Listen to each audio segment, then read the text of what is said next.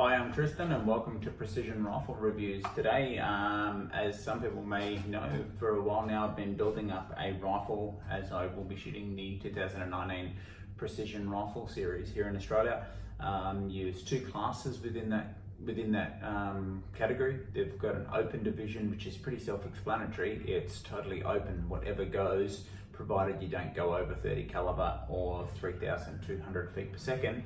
And then they've got a production series, which I'm going to go into, given that it's my first year shooting comp. So the production series is pretty self-explanatory. You can only shoot a production rifle, so there can be no performance modifications at all to the rifle. The other exclusion is 30 caliber and 3,200 feet per second, and most importantly, the rifle at stock, the bare bones, the rifle as you buy it, and the optic, those two items, just those two items, may not exceed $5,000. That's why I did a lot of research and came to this package here, which I wanted to go through because I've done a few reviews on the optic and on the rings and on a few bits and pieces, but and on the bare bone of the rifle itself, but not as a complete rifle now that it's all been painted and everything's been put together, so let's do it. What we're looking at is a totally standard Tikka CTR. So this is a T3x. There is a T3, which is the older model. The T3x is the updated model. The CTR is an acronym for the Compact Tactical Rifle, although they did away with the compactness in this one and they went to the 24-inch barrel. The one thing that I really like about it is the CTR comes with this steel 10-round box magazine with a hard plastic bottom, so it's really good for engaging. It's got ambidextrous release on either side of the guard, but they just pop straight in and it just feels really, really good. I've already done a review on the rifle itself, so this is more of a run through as my completed product. If you wanted to look at the review of the rifle, you can go back and look at it. Some of the other things that I changed, if I just remove the bolt real quick, is I went to the factory rubberized bolt knob. Now that is not a bolt replacement. All it is a shroud or a cover that just goes over your original bolt. But what I can say about that bolt is it's very, very good on the grip. When you're holding it, it feels fantastic. The other thing that I did do is put the soft touch grip forend on it, which is again a standard factory option. And the rear grip is the factory one that the CTR comes with. This particular model has the adjustable cheek piece, which is again a factory option. We went with the spur rings. Like I say, you can go back and look at those. So it's a one-piece spur ring with 6 mils of elevation built into it. Accuracy first. If I turn this to the side, or you're going to see it there, not quite, but the accuracy first scope bubble ring, which is a fantastic item. We've got the March scope, the 3 to 24 by 42 with the first focal plane. We've got the quick throw lever on that one. I've also taped up the front of it, so coming in and out of barricades, it's not going to be broken. I will be running for just a straight bipod.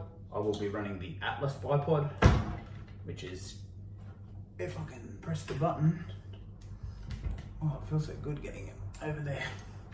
Just on a quick release, just like so. So I've got a Atlas bipod on a quick release. On the underside here, we did a review on this one as well. Is the BT17 Picatinny rail on the front, and the reason that I'm running the BT rail is for two reasons. One, it will allow me to put this very lovely flush cup tab gear sling into it, but also my secondary bag. So I have another Atlas bipod, which is into the Area 419 bag, which is also on the Atlas bipod's quick release, opposed to the Arca rail system, because one of the exclusions from the production class is having a rail which is over 100 millimeters. So once that one's into position, and you can see how quickly it does it, I now have the ability to drop the rifle onto a barricade, or I could go to the bipod if I then needed to do so. So I've just got that option of having kind of both. So I can run it forwards like that, in and out of a barricade. I don't have to worry about taking this off, as I have the second backup bipod if I just wanted to run just the bipod.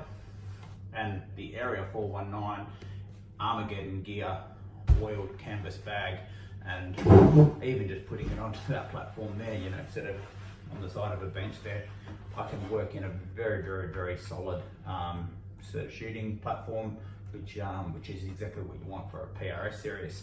You will notice that I've just removed the bolt, even though the rifle is dechambered and safe for us to handle because we're in the house. On the left-hand side of the rifle here, you will see there's a short action gear, I think they call it. They call it something.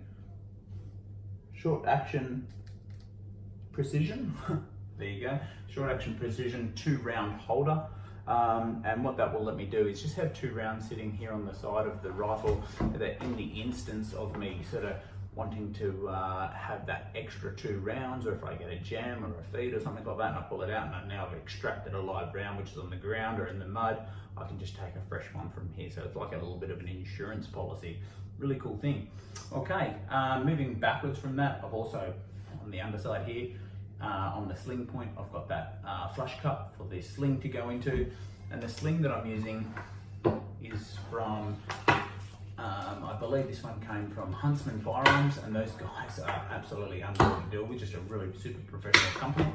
And we've got a PRS style sling, which has got more adjustment in it than something that has a lot of adjustment. I can't think of what. Finally, one of the things that I really like about this rifle, and I'm going to actually come over there and pick up the camera and attempt to bring it around this side to show it to you,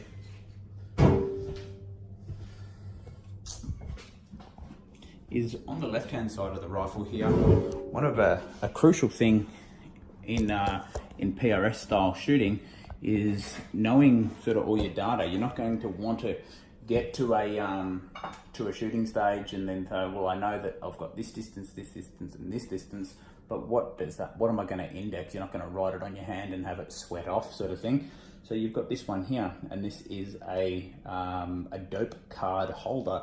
It attaches via a Picatinny rail, which the CTR comes standard with, and sitting under there, and this will move every which way, up and down and left and right, so I can just fold it in and out of the way, just like so, or any which way I want. But then what you do is you drop your card into it, which will have all of my data written onto it for that one stage, and you get into it. But the card is one of the things that I actually put the camera on thing.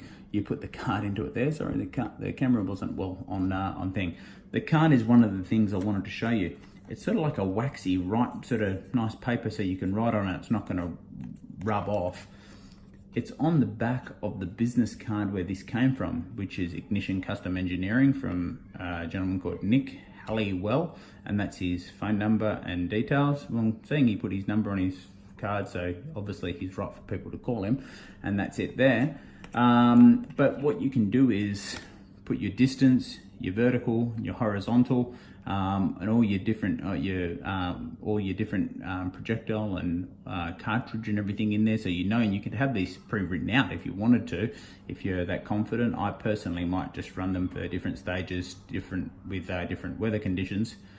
The thing that I did like about it, he was smart enough to put a ruler on the side, that if you've got your inches on one side and millimeters on the other, but because they're starting from the same point, I'm not sure if Nick meant to do this, but it would be a good reference guide, that if I wanted to measure, say I wanted to measure this group of the business card, well, I could go, okay, from here to here is 3 inches, but then I could compare that to, okay, well, you know, 3 inches is roughly, who knew, 77.5 millimeters. So it's just a pretty cool thing.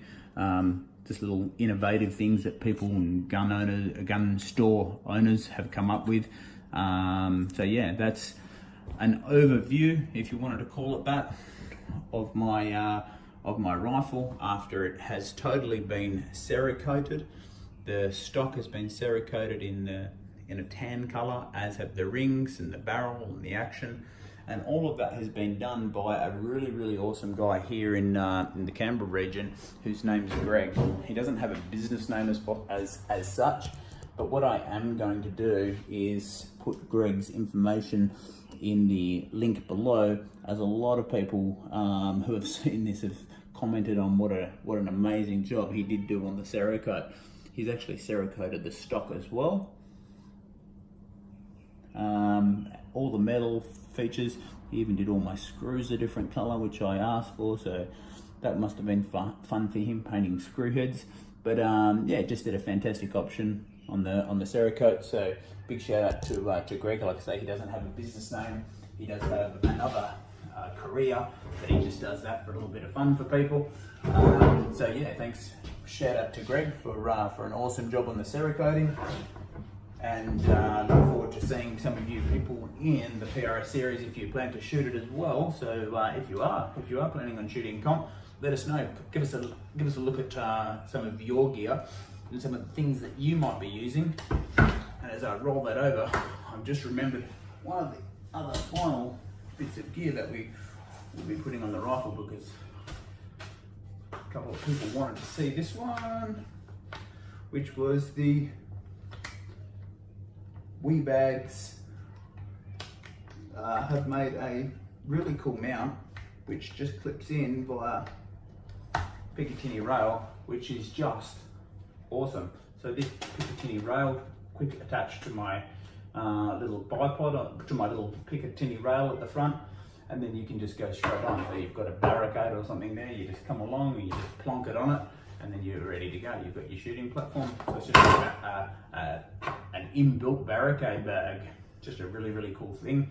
And like I say, that one is from Bags. So yeah, big shout out to those guys. Hope you enjoy the overlook of my rifle.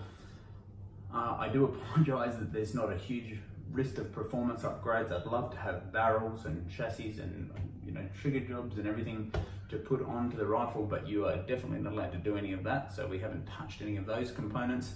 And as this rifle sort of progresses, and as I progress through the stages and through the series, I'll definitely try and bring you guys as much of that as we can. Also, next year when I go into the open class and we build a full custom rifle for the same application, for the same purpose, we'll bring you information on that. Whether or not we modify this one or just start from scratch will be a learning curve from this season, and that's why we're doing it. So until then, I'm Tristan. Thanks for watching. Share it around. Subscribe if you want to. Tag a mate if you want to. Doesn't faze me if you do or don't, but if you do, as we make more videos, you will be notified of them. See you on the next video.